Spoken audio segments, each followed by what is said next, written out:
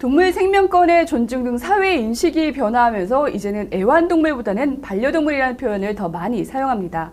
춘천시도 반려동물 산업의 선진화를 꿈꾸면서 도약하고 있는데요. 경기가 나빠지거나 여름 휴가철만 되면 버려지는 반려동물도 여전히 많다고 합니다.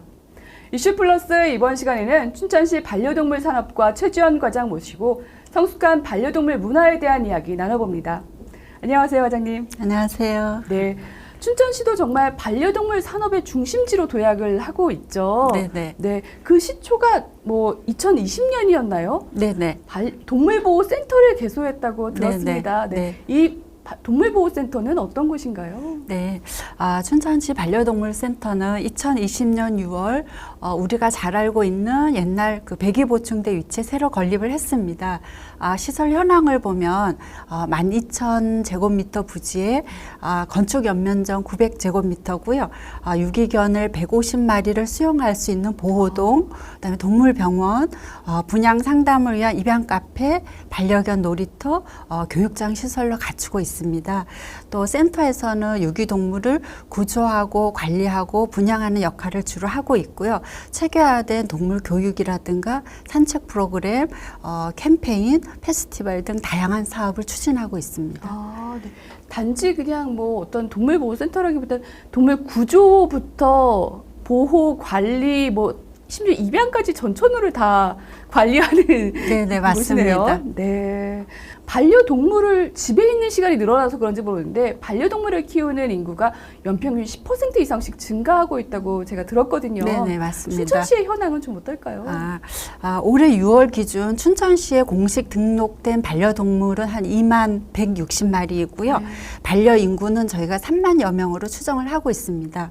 5년 전이 2017년도에는 반려견이 9,300마리였는데요. 5년 전과 비교를 하면은 한 2배 이상 증가했다고 볼 수가 있고요. 네. 춘천시 세대의 16%가 반려가구고 이것은 5가구 중 1가구가 반려동물을 키우고 있다고 보시면 되겠습니다. 네. 사실 사람으로 치면은 1인 가구가 증가하고 있는가 반면에 마음을 나누는 반려동물과 함께하는 가구는 훨씬 더 많이 늘어나고 있다고 볼 수 있겠네요. 네. 이게 정말 어떻게 보면 그 산업화로도 큰 의미가 좀 있을 것 같고요. 네네. 그 반려동물 관련된 시장 규모가 이미 6조 원을 넘었다고 네네, 제가 맞습니다. 들었습니다. 네. 춘천시도 이미 반려동물 산업의 중심지로 도약하기 나섰기 때문에 그만큼 여러 가지 중요 시책이나 정책들도 추진하고 계실 것 같은데요. 어떤 게 좀 있나요? 네네. 반려 산업이 가속화되고 전문화되면서 지속적인 성장 중에 있고요.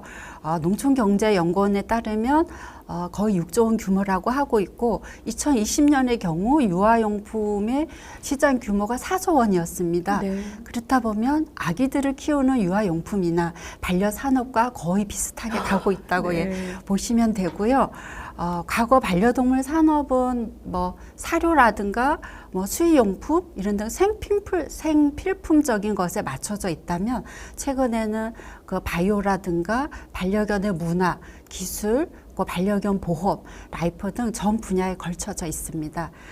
그리고 춘천시는 지난 2020년 6월에 지자체 최초로 반려동물 산업 육성을 위한 제도를 마련하였는데요. 그게 이제 춘천시 반려동물 산업 육성 지원 조례입니다. 이를 기반으로 우리가 춘천시 반려동물 친화 도시 문화 조성, 또 생태계 조성, 그다음에 산업 육성 체계를 구축해서요. 지역 경제를 활성화를 위한 반려동물 산업을 육성을 하고 있고요. 올해 저희가 특별하게 추진하고 있는 사업으로는요. 반려동물 유기유실 예방과 동물 등록 활성화를 위한 시범 활성화 사업을 추진하고 있고요. 네. 지역 그 반려동물 산업과 관련한 미래 창업가를 육성하기 위해서 강원대학교 창업지원단과 협의를 해서 반려동물 산업 예비 창업자 8팀을 선정을 해서 1,000만 원에서 2,000만 원 정도의 저희가 사업부를 지원하고 있고요. 얼마 전에 개원을 했지만 반려동물 응급의료센터를 네. 강원대학교 동물병원과 협업해서 의료산업 발전에 초석도 다지고 있습니다. 반려동물 인구가 늘어나는 만큼 정말 산업이나 정책은 빠르고 비약적으로 발전을 하고 있는 것 같거든요. 네네, 근데 네. 이게 사람들의 인식이라든가 조금 성숙한 문화는 그 속도보다는 조금 더딘 것 같아요. 그러니까 뭐 많이 키우는데도 뭐 휴가철이나 이럴 때 되면 또 버려져는 그런 반려동물들도 많이 늘어나고 있다고 들었거든요. 네네. 어느 정도나 좀 되고 또 주요 이유는 뭔가요? 반려동물 증가와 비례해서 이제 유기되는 동물도 같이 네. 비례해서 증가하고 있고요.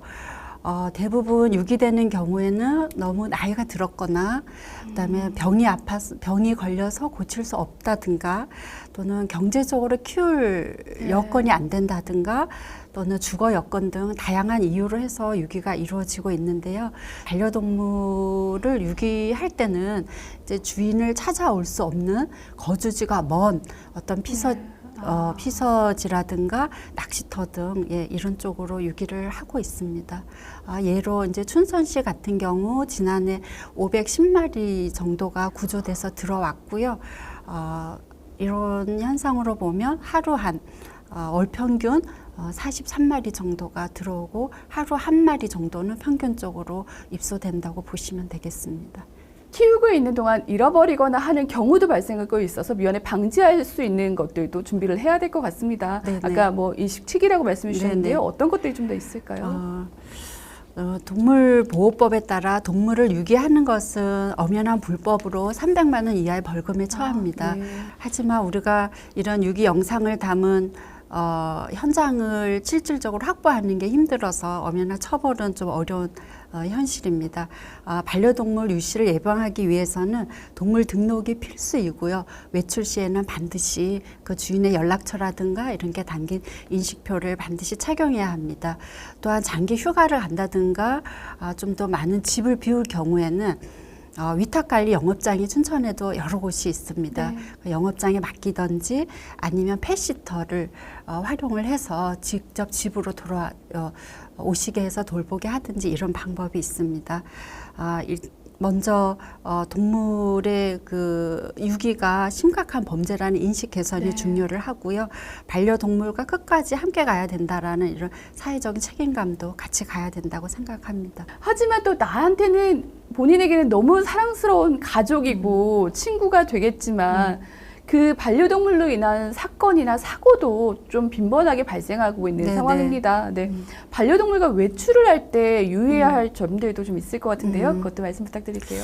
조금 전에 말씀드린 바와 같죠. 외출 시에는 그 소유자의 정보와 그런 게 들어가 있는 인식표를 반드시 해야 되고요. 또 내장칩이나 외장칩을 반드시 몸에 삽입을 해야 합니다. 그리고 외출 시에는 리드줄 길이를 한 2m 이내로 유지해야 하고요. 공중위생을 위해서 반드시 배변 봉투를 지참을 해서 반려견 배설물이 생길 때 반드시 수거하도록 하는 노력이 필요합니다. 알겠습니다. 반려동물을 입양하기 전에 내가 키울 수 있는 여건이나 환경이 되는지도 확인해야 될 것 같긴 한데요. 반려동물 입양 전에 어떤 점들을 좀 유의해야 하고 또 뭐 유기견이나 이런 반려동물을 입양하는 방법들도 있을 것 같습니다. 입양 방법도 어떻게 하면 조금 더 효율적일지도 말씀 부탁드리겠습니다. 입양 방법부터 먼저 말씀드리면요. 반려동물 입양은 반려동물 판매업을 하는 곳이나 아니면 춘천시 동물보호센터를 통해서 입양이 가능합니다. 동물보호센터를 통한 입양은 동물보호 시스템이란 사이트가 있습니다. 그 사이트에서 내가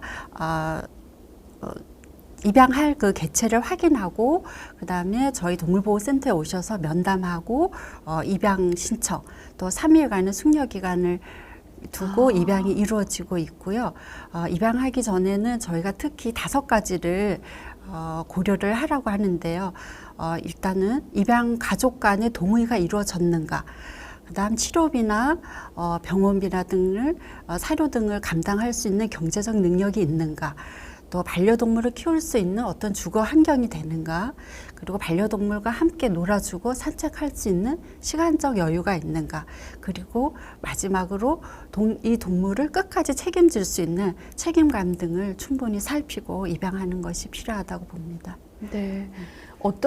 아까 숙려 기간까지 두신다고 하셨으니까 그 기간 동안 한 번 더 고민해보고 정말 내가 끝까지 책임질 수 있는지 선택하라는 시간을 주시는 것 같으시네요. 예, 맞습니다. 저희가 네. 일단 입양 상담을 오며 입양 신청을 작성을 하고 3일 동안 집에 가서 가족과 네. 다시 한번 재협의를 하고 정말 키울 여건이 되는지를 확인한 다음에 저희가 그 입양이 정말 이를 키울 여건이 된다 그러면 저희가 입양을 보내고 있습니다. 알겠습니다. 오늘 여러 개 말씀해 주셨는데요. 또 마지막으로 정말 성숙한 반려동물의 문화가 형성될 수 있도록 많은 시민들께 또 반려동물을 키우고 계신 분들께 한마디 끝으로 부탁드리겠습니다. 반려 인구가 늘어나면서 주택가라든가 산책로 등에서 반려동물로 인한 민원이 참 많이 발생을 하고 있습니다. 반려동물은 내가 소유하는 물건이 아니라 하나의 생명체로 인식하는 서로가 예의를 중시하는 반려동물 에티켓을 지키는 매너가 필요하고요. 사람과 동물이 행복하고 그다음에 반려인과 비반려인이 공존하는 사회를 만들기 위해서는 서로가 이해하고 서로가 협조해주는 이런 동참이 필요하다고 봅니다. 네, 오늘 고맙습니다. 네, 감사합니다. 네. 네, 현대사회에서 반려동물은 말 그대로 함께 살아가는 친구이자 가족입니다. 소중한 생명을 지키고 공존하기 위해서 반려인과 비반려인 모두 함께 배려하고 지켜나가는 노력이 필요해 보입니다. 이슈플러스 이번 시간은 여기서 마칩니다. 고맙습니다.